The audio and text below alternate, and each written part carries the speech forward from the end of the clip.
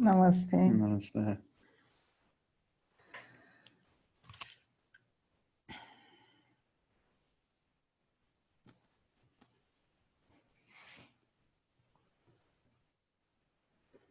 Welcome. Welcome to this Tuesday Satsang. And the Satsang today will be facilitated by Sadhaz and myself. And we had a very short notice for this Satsang. So we will share with you some of the process that we went through since we heard about this request last night. And I think some of you heard that Satyapriya had a fall and he's recovering and resting and he's doing well. But he's definitely on a downside just to recover his body. And that's partially the reason that probably we were recruited to do this last minute. So I would like to pass to you. Okay, yeah. It's funny, it's just a delight to be here. It's a triple delight any time that we're asked to serve Sat Shree and Sat Shamayi in any capacity. The heart can't help but leap up in response to it. And it's a delight to be here with all of you. And it's also an especial delight to be doing this with Satyapriya. And I think one of the ways you know you're dealing with a true, real deal guru is that you get requests like this, that at the last minute invite you to expand yourself beyond what you may believe yourself capable of. I know for myself, actually in the days before I got the email, I had felt this prompting to write to them and say, you know, I'm feeling open and wanting to do one of these talks when the time is right, because when it first came up, I was too run down and wasn't in the right place to do so. I didn't even have to write the email, and I got the job. And immediately upon reading the email at 6:13 p.m. last night, my first thought was like, well, this isn't going to be a very good meditation at 7 o'clock. And it wasn't terrible, but what immediately happened for me is that this incredible descent of energy came pouring in, like standing under a waterfall in the Amazon. And by and large, I'm not someone who's particularly open to energy. And kind of the one exception to that is when asked to play one of these roles. And what struck me as I've been stretched literally and put into the pressure cooker of a new cauldron is really to speak a little bit about the transformation process that we all undergo. Because what I've experienced in so much energy coming in, an energy that in the past I called nervousness or fear, but really is more life force, more energy, more sought force than my system has had the capacity to handle on a moment by moment and day by day basis. That this has happened enough times now to be able to collaborate with it and to realize that it's actually a blessing. And as I was thinking about this morning and needing to do the most vigorous yoga I know how to do to kind of ground my body, and then I remembered my breath and I brought my breath in as well. And I did the mantra techniques that I knew to also bring some physical grounding about. And really what occurred to me is that this, if we can get clear about that this is the process, that this is what transformation looks like, that it feels like too much of something, that it feels like something we would prefer to say no to, at least in the outer part of our personality, while there's simultaneously a yes coming from our soul and our being. And there's this paradox in this, because any time we come into one of these pressure cookers and are given an opportunity like this, the outer part of us, the self-preservation part of us, seeks to run the other way. And the thing is, this is exactly what the soul in us, exactly what the being in us is longing for, is an opportunity to expand itself. And in Satsang's path, expansion and transformation are inherently uncomfortable. Now, I'm not to say that there isn't a parallel track of opening up to a greater capacity to experience Shakti and bliss and all of these things that no one has any problems with, right? I mean, there's no problem collaborating with those elements. But to collaborate in your own undoing, right? It's literally like being a muscle fiber in the process of building itself stronger. What literally happens is that it tears. And so it's not just being in this situation, but if you look into your own lives, I would say practically any time that you are facilitating space in some capacity, in a global group, or being on a world peace meditation, or in a meditation group, or being in a small group at one of Satsang's programs, and it comes your time to speak into the space. We all know when we hit upon that charged, nervy feeling, that is itself a doorway and a portal, and we could go through it, or we could pull away and live another day. And that's the threshold of transformation. And the more we can bring in this context, that when it does feel like too much, particularly too much energy, too much nerves, more than we're comfortable or feel we have the capacity for, that this is actually what we've prayed for. This is actually an opportunity to fulfill the longing of our soul and our being as we stretch ourselves to the next greater capacity that we're capable of. And you hear Satri talk about this a lot, right? He says the thimble has to become a cup, and the cup has to become a bucket, and the bucket has to become a stream onwards out into the ocean.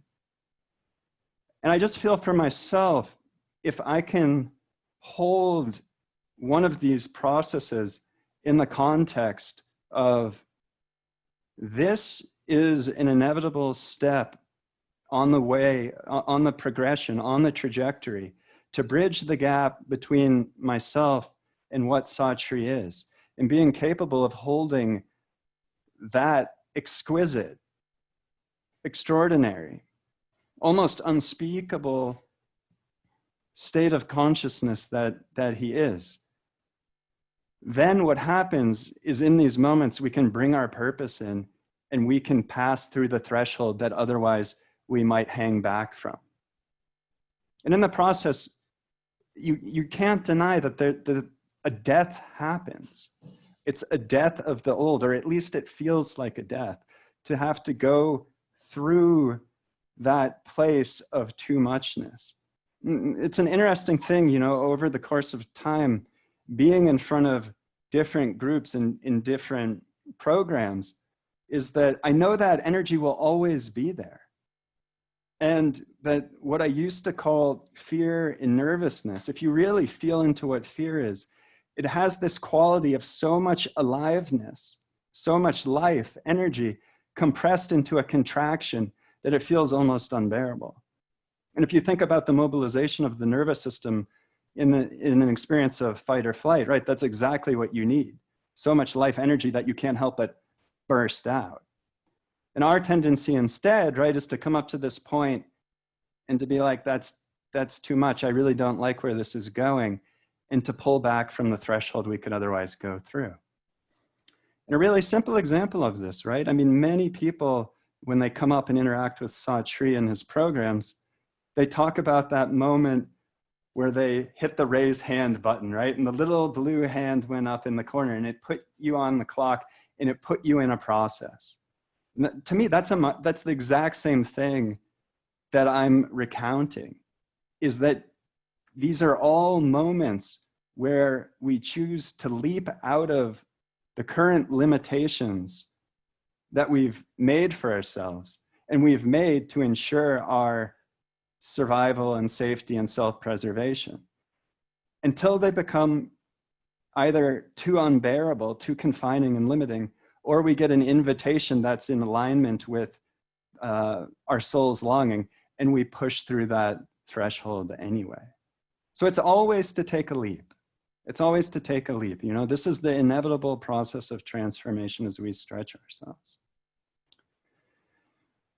And you don't know what's going to happen. I mean, this is the first time I've ever been in a situation like this where I consciously didn't prepare. I wrote 3 things down on a sticky note, right? One was embodiment, one was manifestation, and one was what are you most afraid of experiencing? But you know, up until now, my approach would be to prepare like crazy and to have pages of notes, knowing that when I went into the space, it would be more spontaneous and organic. But the space too is kind of a mindless space. You know, you cannot come here and function in the normal way that you're used to. I often think of being in a state like this as an explorer, something they call the death zone, where your normal way of being is no longer accessible to you. You're functioning in a different set of circumstances. And to your normal way of being, it seems something like a hostile environment.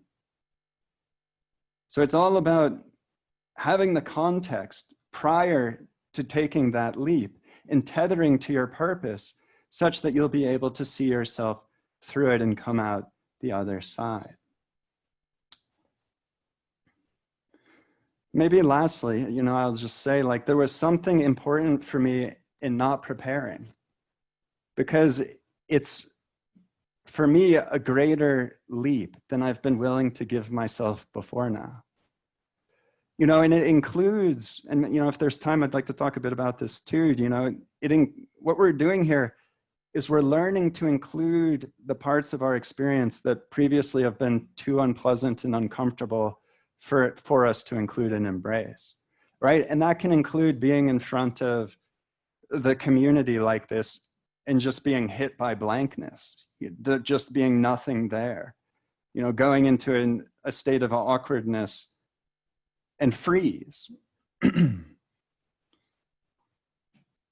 But what I continue to find is that as these are allowed to be and are included, that we're moving in the direction we long to, which is to find an ever greater freedom. And it's when you come up to one of these thresholds, you know, and on one side is what you're comfortable with, on the other side is the unknown. It's funny, I just totally went blank exactly what I was saying.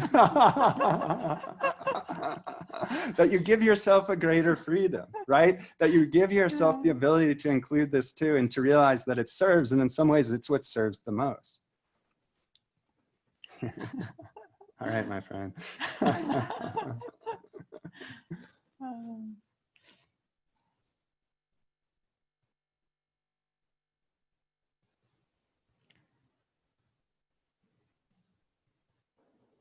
I just take a pause and just see, you know, how this landed for you. Just feel into the body.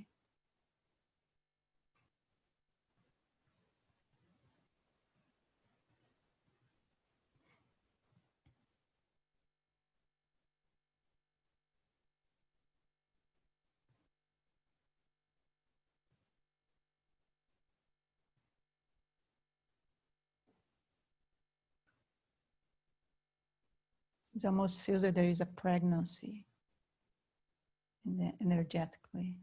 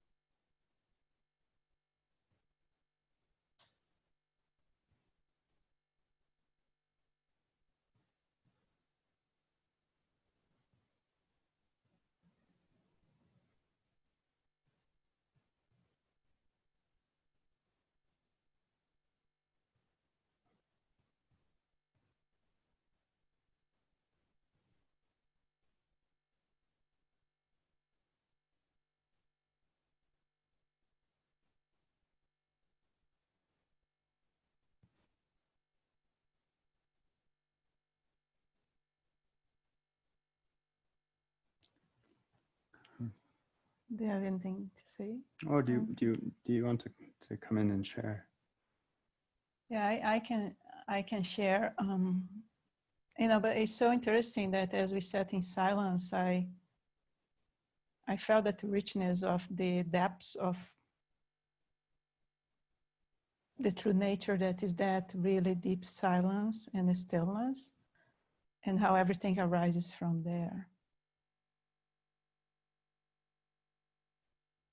And yesterday when I got this note to be here today and be with all of you, I don't prepare. It's just, I don't prepare because my mind does not work. Even if I try to prepare, it's so draining because the mind do not come to that focus. And when that happens, I learn over the years that it is because what the moment, the present moment can bring is much more rich than what the mind could plan ahead. But yesterday, I ended up contemplating the nature of my experience and my journey. And I'm not going to go to the extent and details of this because it has been quite a rich and would be worth to share at some point, because I feel that sometimes there's a lot of projections on the spiritual path and we tend to compare ourselves with others. And sometimes when we hear other people's story, we can kind of like, you know, it dawns on us how that's possible for each one of us. But what I came in contact is that this thread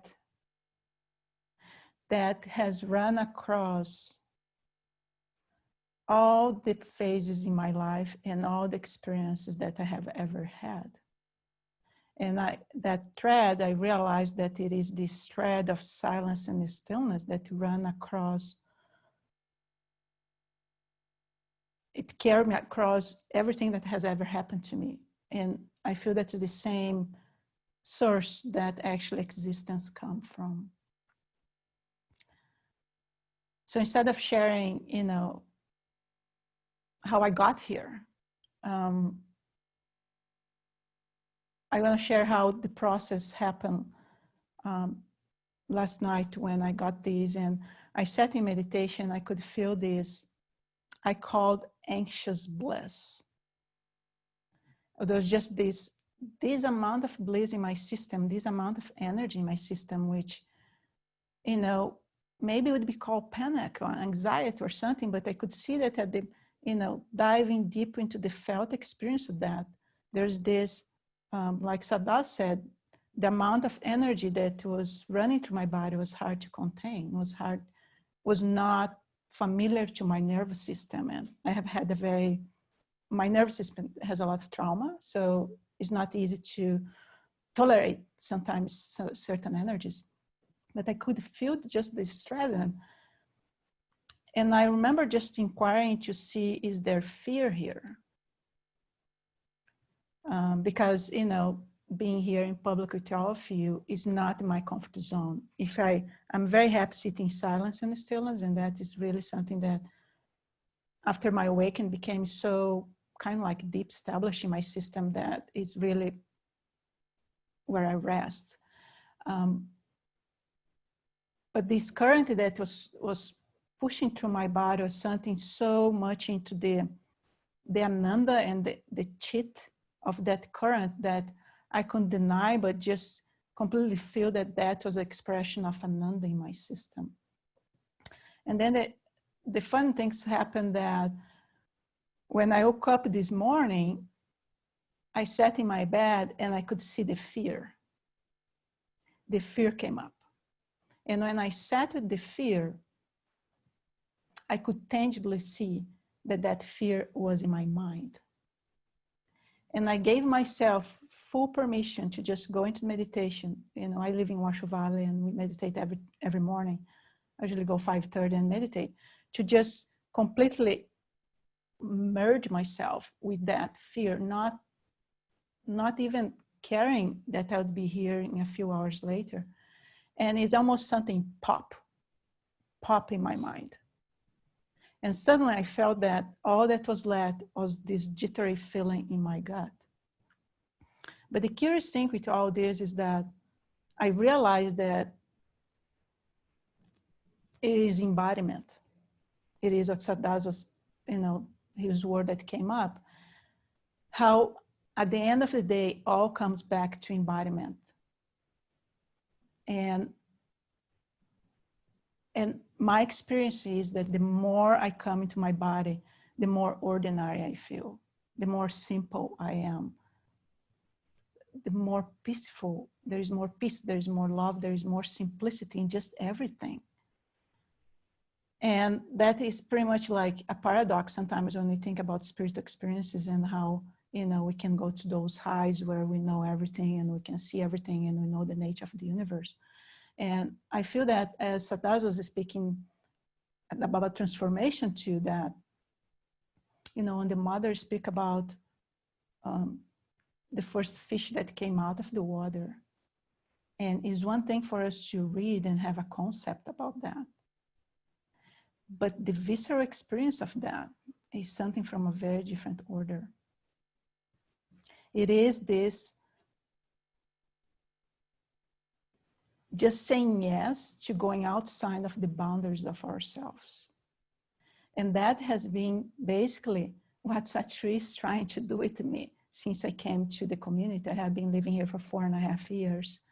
And every time that he asks me to do something, I can see that there is that it's not a comfortable zone for me. It's stepping outside what would be my natural inclination.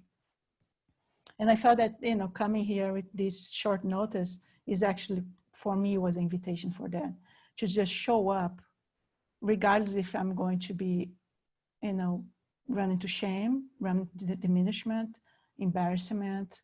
And it's very hard always to speak after Sat does, because he has such an eloquence in his speech and how he articulates things that it's like, oh, I am going after him. It's better come before him. But, everything, as I see, everything is opportunity to meet what we are uncomfortable with. And what we are uncomfortable with, actually, it's usually a mental concept, because the visceral felt sense of that actually is something much more easy to be with. It's just energy in the body. And that's what came to me today. It's just like, it's just energy in the body. So I'm nervous, so what? It's just energy running the nervous system. And there is this immediacy when we don't plan. We just show up naked in any situation. And it's challenging to the structures that run us. But so why are we here? Are we here to go beyond all this? Are not here to, to become who we are already, but to shed the layers of what covers that stream of silence and stillness that run at the core of each one of us. So everything is purposeful, I see. I see everything is purposeful that happens to me in my life, and I see how everything is purposeful that happened to every people's life, everyone's life. There's no mistakes in my experience. There's no mistakes, there's just opportunities.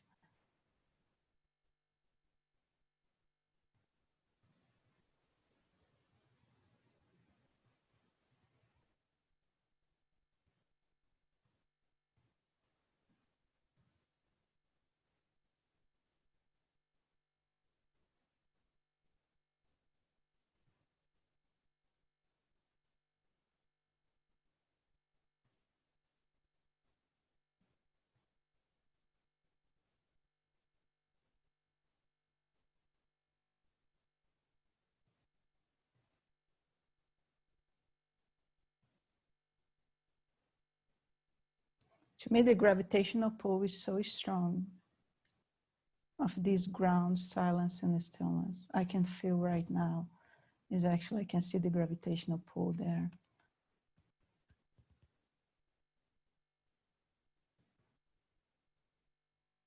And just looking at you is just,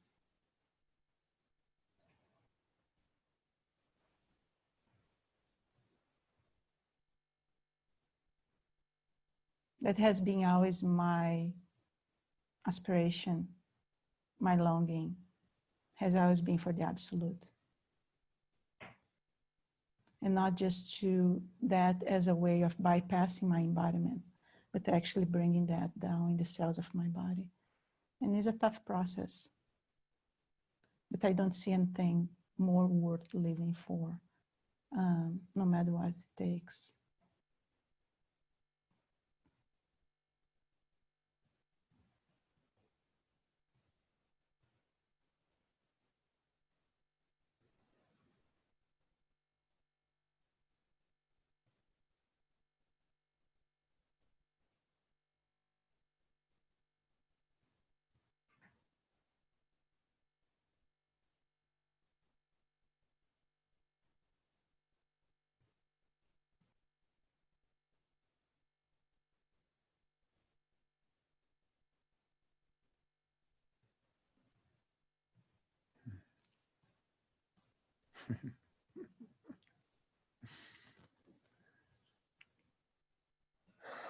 You know, I feel to pick up on this thread of embodiment a little bit, and right back at you, Satyapriya, about having to talk after you.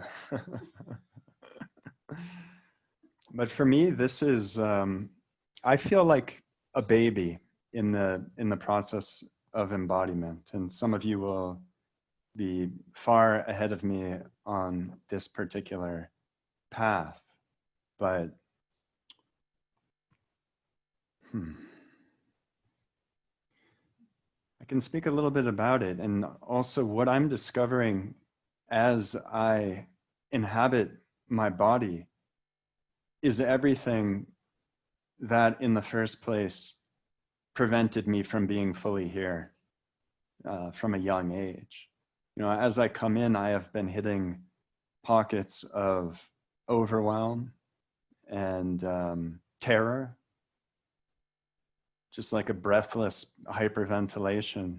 Really another sort of experience of so much life energy compressed in so small a container that the tendency, you know, particularly being an awareness being, is to pop back out into the field of awareness. You know, I mean, psychologically, you could call that dissociation, but there being too much activation in the field of the body to fully plant and land and be here. And so this is what I'm feeling into bit by bit. You know, it's another form of saying yes to going beyond our boundaries that Satyapriya just spoke about. Is in a way my aspiration, or at least one facet of my aspiration, has become very simple. And that's the aspiration to be fully human and the aspiration to be fully here.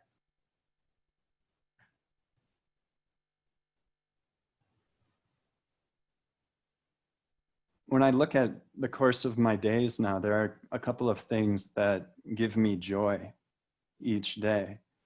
And perhaps the thing I look forward to the most are my embodiment practices. And I do one that I learned from Yannicka and Aditi Ma about the elementals and the chakra techniques that many of you are familiar with. And when I was first starting out with that, you know, it was with a lot of repulsion and resistance, and sort of a feeling that it didn't really hold water. And it wasn't until I was linked up with the Aditi Ma, who was taking me through the elementals, and Satya had specifically told me to learn them, that I kind of found my track with it. And over time, you know, over the course of doing them each day, what I begin to find is, in some ways for the first time, this blooming of a desert rose of Shakti or Ananda in, you know, what's otherwise been a dry, fear-based, repulsion-based system.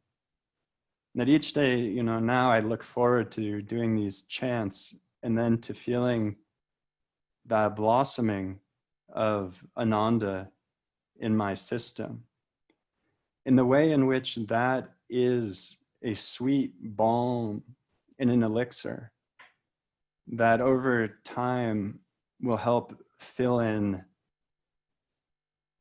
some of the wounding and the hypervigilance and the lack of the sheer maternal and goodness of being here that would really make a being declare that they want to be here. And then I've also been doing yoga and exploring dance a little bit, and I have trauma around both of these, actually. In both cases, I've come into a state of such, I would use the word disorganization, the fear of not knowing how to be. And then this shame of feeling both a separation and an alienation from my body, and not knowing how to move it and be in it, in its constriction and limitation.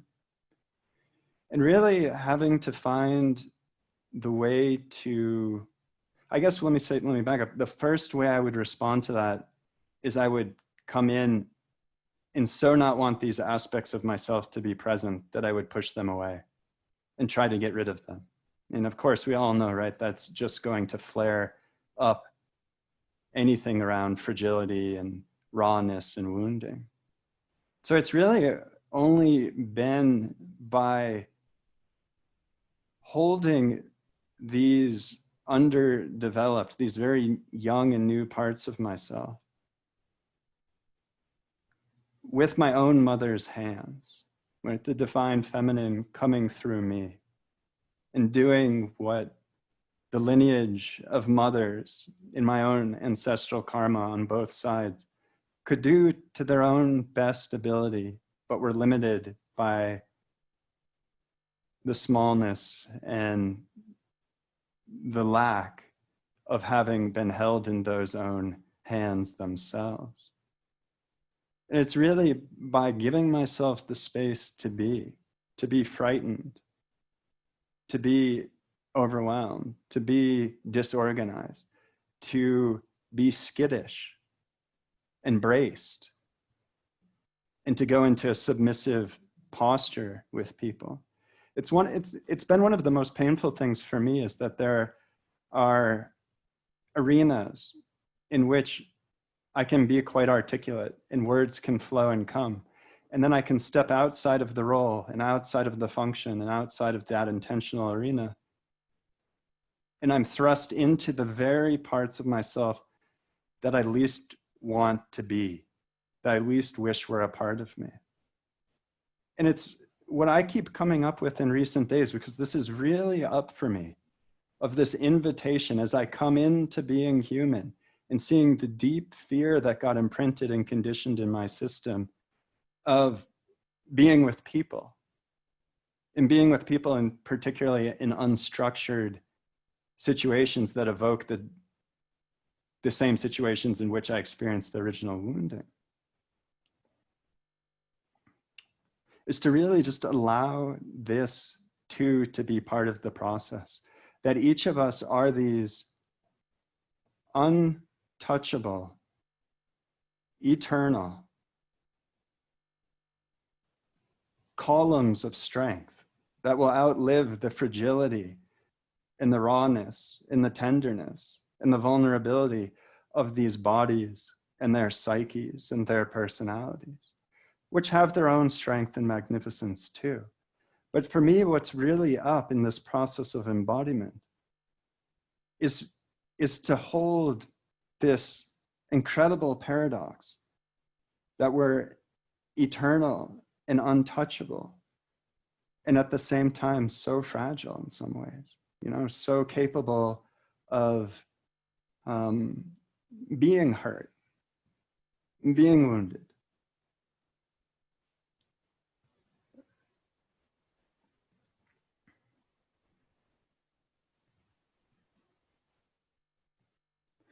And for me too, it's as I embrace this aspect of myself. I was seeing just over the weekend in the shame intensive how, for me, one of the things I'm most afraid of is, and what I most seek to avoid experiencing, is the kind of diminishment and humiliation and invalidation that I experienced in my childhood.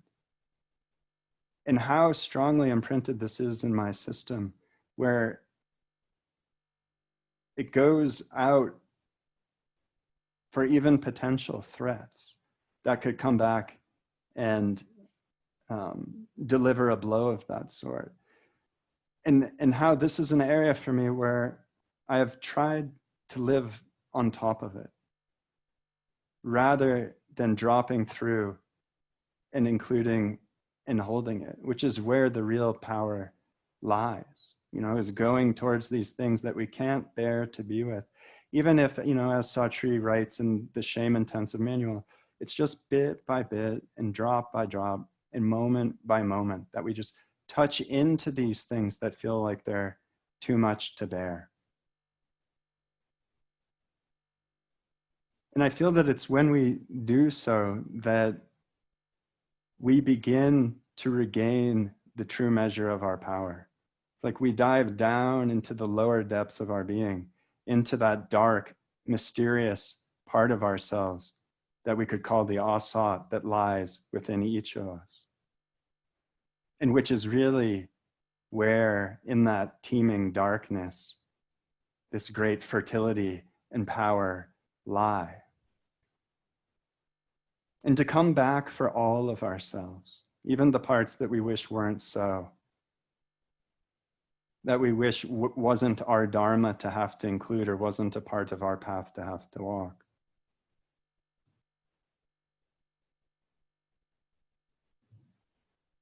And for me in this, it's always, when I do this element of work, I always link it to my purpose, which is that the more capable and skillful I become at descending into the holocaust of my own prakriti that lies within this physical form, the physical body, the emotional body, the psychic body, the more capable I am of holding that same quantum of darkness, that same territory to travel, that same aspect of the collective cost that humanity has had to borne as part of the inevitable process of coming to this state of having so highly developed a self-reflective consciousness. That really, it's about, I would say for myself, and I would suspect for everyone on the call, the reason why we expand ourselves, both is because there's a call within us. The soul grows weary over time of the cage of conditioning that it's in and longs to break out of it. But really, it's in that movement to a greater freedom that we can be of service, that we can be midwives, that we can help other beings walk that same path.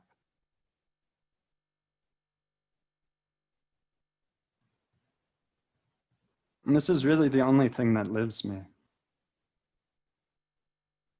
And it was, maybe I'll just bring this to a completion. It was I was realizing like a week or so ago, like when I was on the yoga mat and everything, that I was doing this too for my purpose. I was coming back for my own body because my vessel wasn't capable of standing up to the rigors of this transformational process. And that even that was an offering as another aspect of truing the body and this being to become as skillful and capable as is possible. And I often feel that there's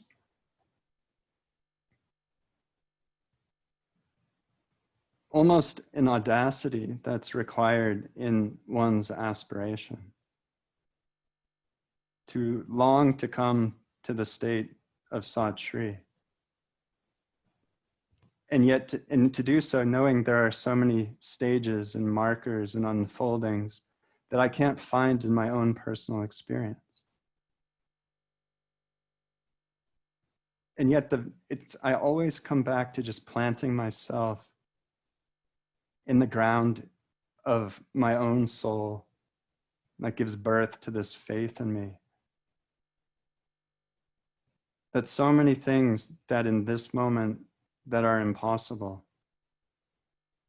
over the course of time, over the course of passing through each of these thresholds and saying yes to passing through our limitations, as they aggregate, as they compound, and as the growth goes exponential, it in fact will become not only possible, but inevitable. And it's when we're linked, when I'm linked to the purpose like that, that I have the strength to go into the places that otherwise I would retreat from and stay comfortable and small.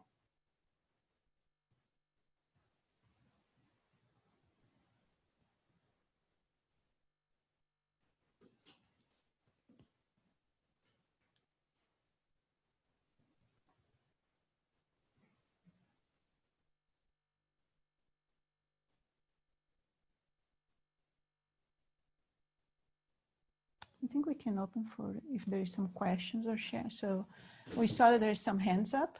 So we'd like now to have you co-creating this time together by any questions, sharing anything that is up for you that you'd like to bring into the space and share with this community. You are welcome to do so by clicking the raise hand on the Zoom. Okay. So first up is Kalima from Boston. Hello, namaste to both of you.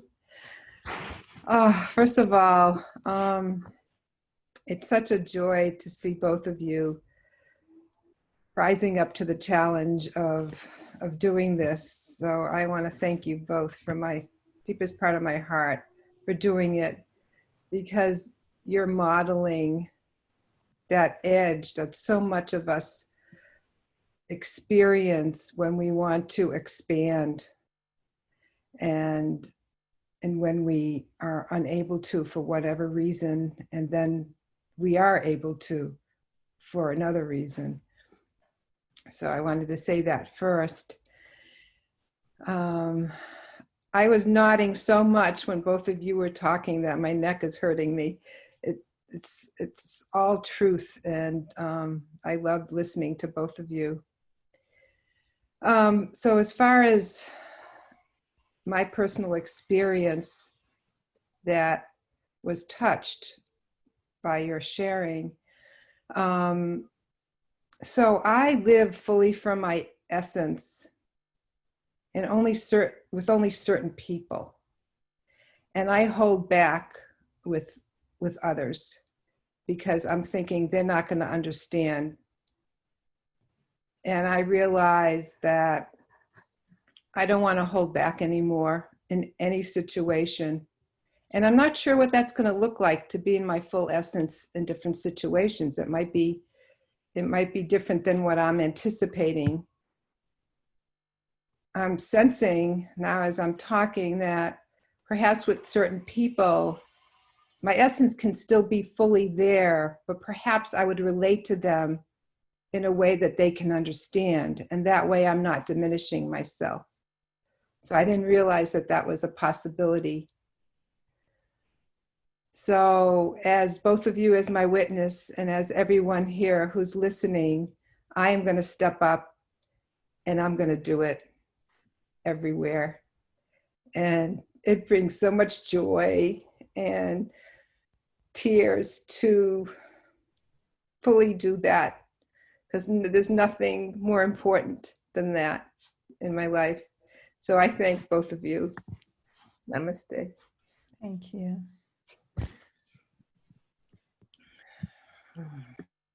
Okay, next up is Erika. Namaste.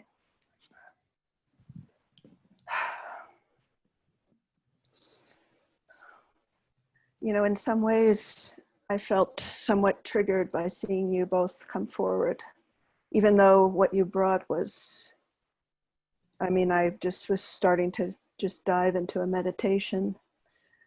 But this is part of my Dharma. As Satda said, we're meeting, the opportunity is to meet this part of our Dharma that we wish was not part of our Dharma, but just this feeling that I still carry of just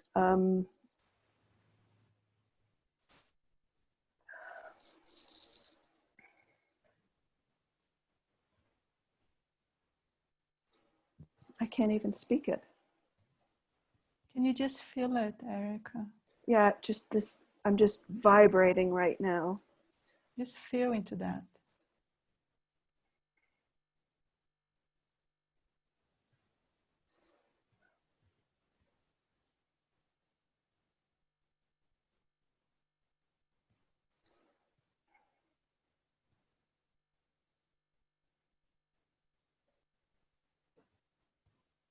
Yeah, I can't, there's nothing coming. There's nothing coming here.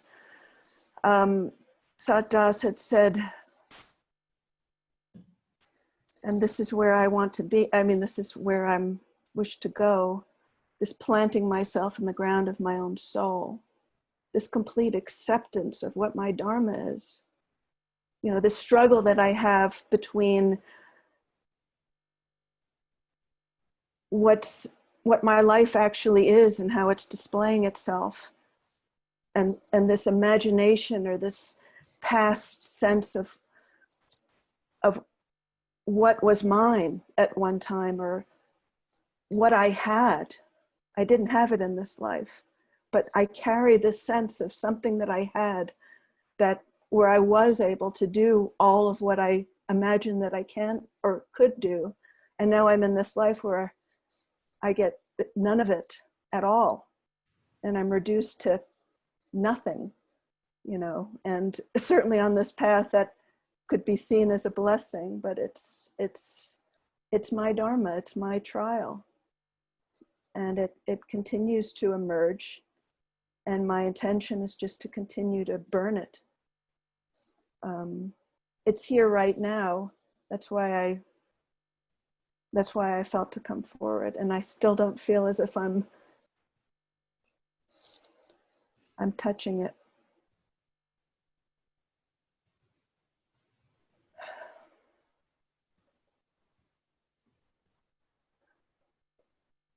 It's okay. It's all good. Thank you. Yeah, I'm good with what I have. Thank you. Thank you. Next up is Ramananda.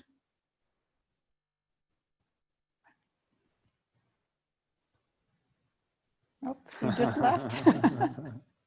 Oh, I guess it's Divyo. Okay. Metamorphosis. Divyo, can you unmute? Ramananda? Somebody gonna talk? Does that work? Yes, we Oh, hear. cool. Thanks. Hey, guys. So sweet. What a surprise. And what an opportunity just to let all the reactions and egos and everything, because I've known Satdas for a long time when he was with coming to Divyo's stuff. And so, I mean, thank you, brother.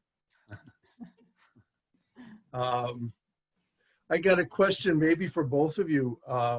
What's happening now for me is this emptiness is impressing itself. The body's pretty quiet. Body's pretty quiet.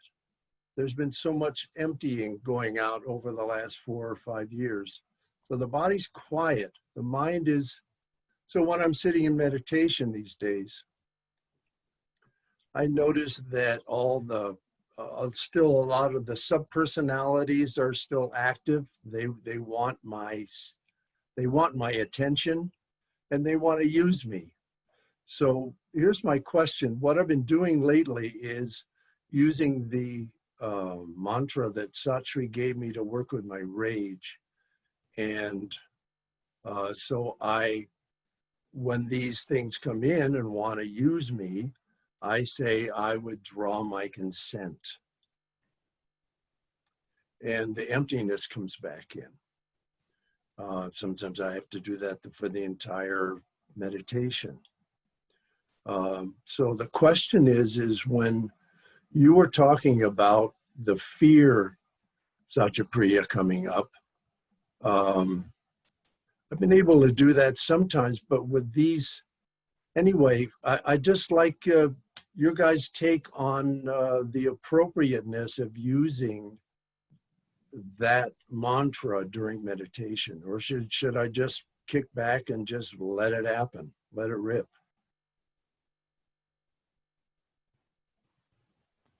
Love you. Hi, Ram. So it's good to see you. So Good to see what you. was coming for me, in my experience, we have tools, right? And mantra is a tool, but it's not the real thing. It's almost even embodiment happens when we clear the channel, when we clear the vessel, then that current just runs. So what I'm sensing for you, your heart is trying to burst open. Yeah, because the third is is now, because the energy from the first and the second is flowing really strong. Now I can just begin to feel like this starting to happen here. So the third is open now, and now, yeah, I agree. So yes, ma'am. So, when you meditate, if you can just drop that consciousness that is so habituated to be more in the awareness for you, in your heart space, in your heart center, and see if that will calm all the other stuff. And because I feel that there is a big opening that's trying to happen in your heart. Love, love, love, love.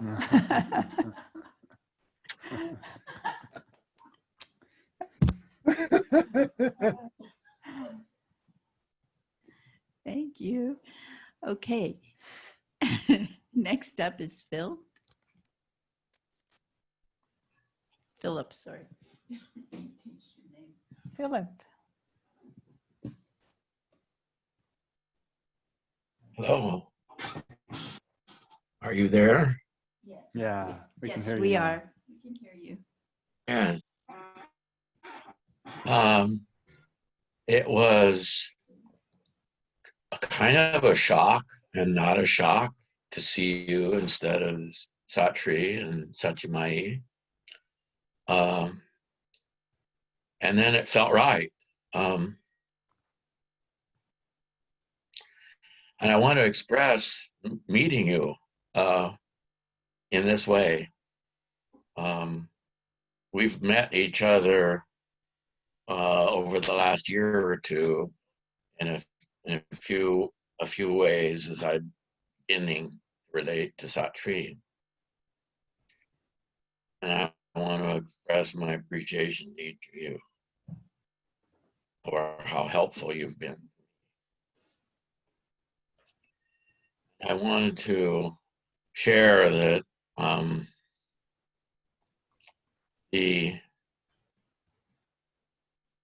that all weekend I've been carrying lessons from the steps of the journey from last Friday,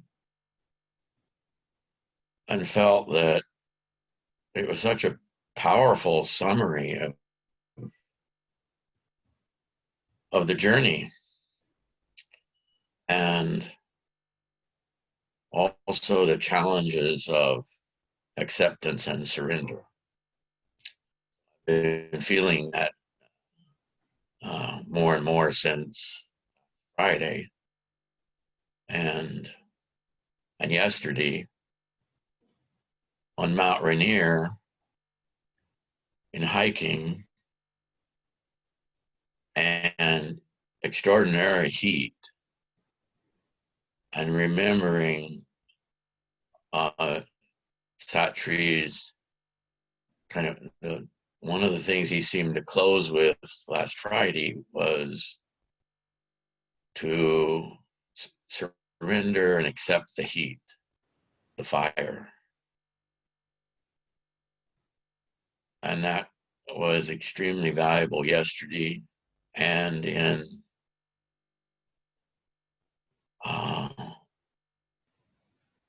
hearing you today.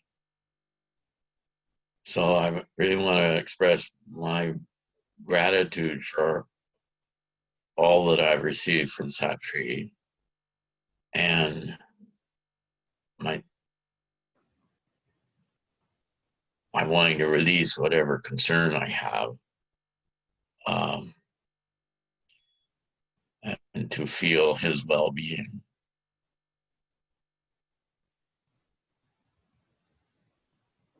As I feel the fire in me, and acknowledge that I've been much more comfortable with water most of my life. And I'm learning this relationship to fire. And I feel a lot of gratitude.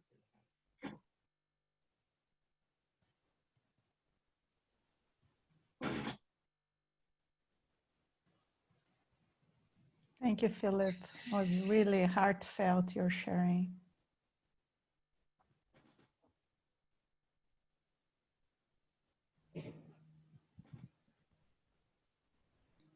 It feels good when that feels to be the center of the fire.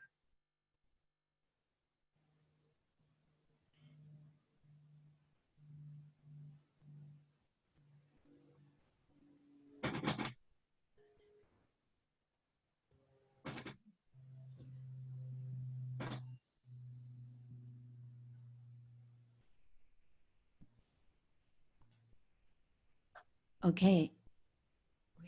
Thank you. Thank you, Philip. Thank you. Okay, next up is Geeta. Namaste. It was, I just wanted to say thank you so much. It was so, so precious to hear both of you speak. Satdas, you are so articulate, so amazingly able to express yourself and, you know, touch your deepest places. So thank you. It was so beautiful. And Satyapriya, it was just, oh, such a delight to see you and to hear you. Both of you just did a beautiful job. And I think it was so powerful for you both to touch on to, you know, what you had experienced during this time and being asked to do this. So it touched me greatly. The other day, on a personal note, I was sensing into different aspects of life and how much needed to be held. And as you both have talked about, you know, the embodiment of holding it, and this system wants to expand. And so there were like 4 different areas that I just had to hold. And it just felt like the system was expanding as I did that. And although there was challenges in the process, at the end, it was just such a peacefulness. So I recall that when both of you were speaking. So thank you. Thank you again. Just a pure delight to see you there. Thank you.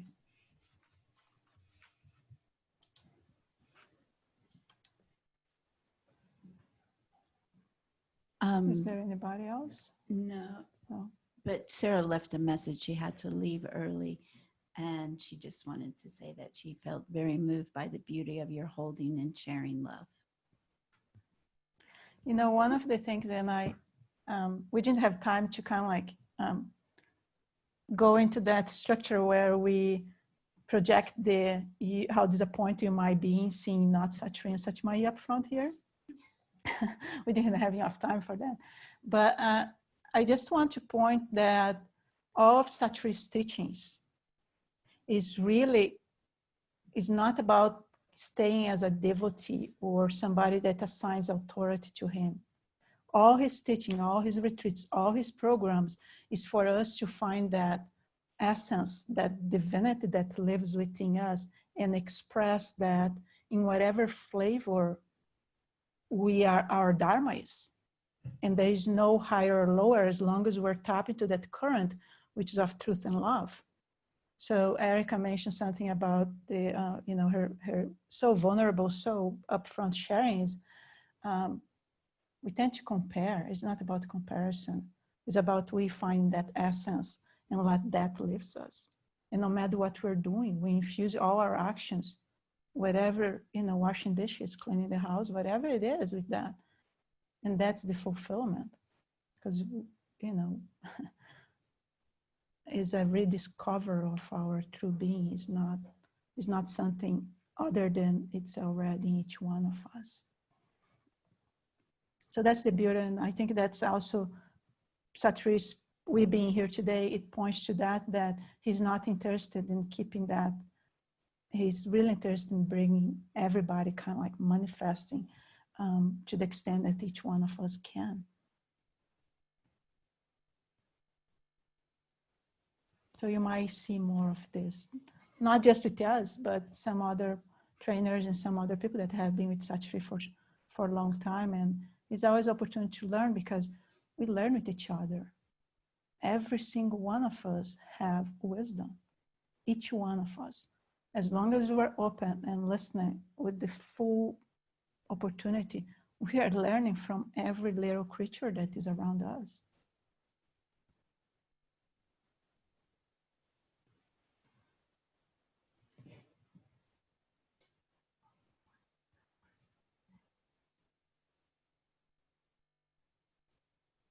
Well, let's have the two people come. Yeah, so we have two people that raised their hands, and we'll take then two, and then we'll close because it's 12. And the ones of you that need to leave, please feel free to just leave.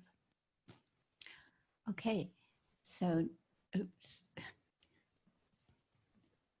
Yes, I know. Next up is Anita. I think she had unmuted, and then I asked. Hello, you two. I just wanted to tell you two things. The first came to mind hearing both of you speak, that years ago I heard someone say, another teacher said, you can tell the quality of a teacher by the teachers they produce. And today was palpably, you are teachers, and you are so embodying everything that Satyapriya teaches. The other day I saw a tree that had fallen in the storm, and it still had a huge root ball of dirt, and it was still leaves and healthy. But all of these limbs that had been taken off of the tree and put to the side were dead. And I stopped the car to look at it because it was such an embodiment of life force and being connected to the soil and the earth, that it still has life. And so talking about what you just talked about, Satyapriya, and staying connected to the teachings and staying connected to the work, no matter where you are, it's really, really beautiful. So thank you both. Thank you. Thank you, Anita. And next up is Mena. Hello, can you hear me? Mm-hmm. Yes. Okay, I'm on my phone and not the computer, so I haven't tried this before. I just really want to thank you, and I think you've done an amazing job tonight. And you're sitting in those chairs, and you're filling them out. And the energy that comes out of this recording or this emission is different than when Shree and Satyapriya sits there, but it's such a lovely energy, and I think you're just doing fantastic job, and so sincere. It's really been a joy. And then the question of, you know, all the people following Shree, it's like children having to leave home at some time. And when am I ready? When can I do it on my own? And well, you two, you seem to me to be very ready. You fill out the stage. So thank you very much. Thank you.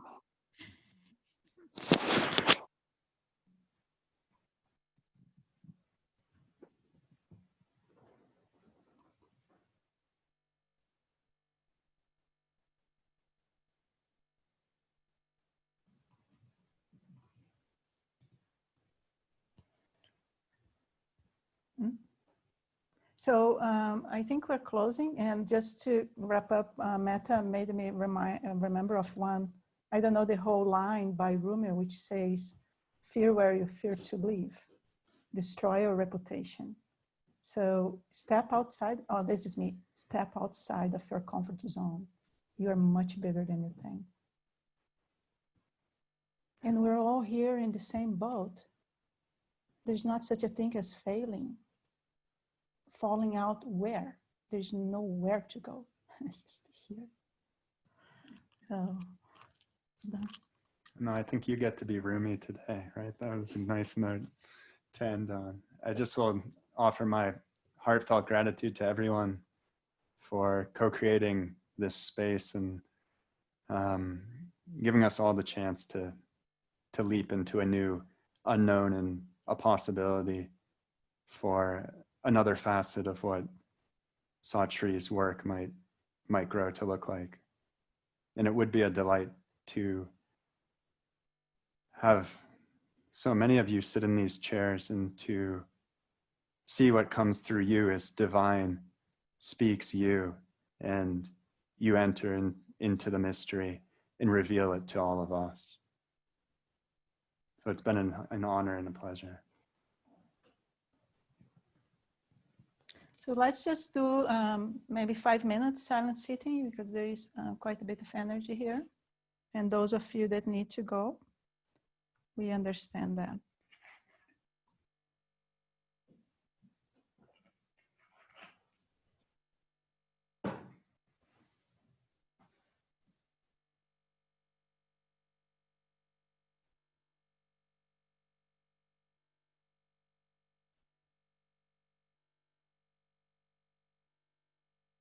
Five minutes.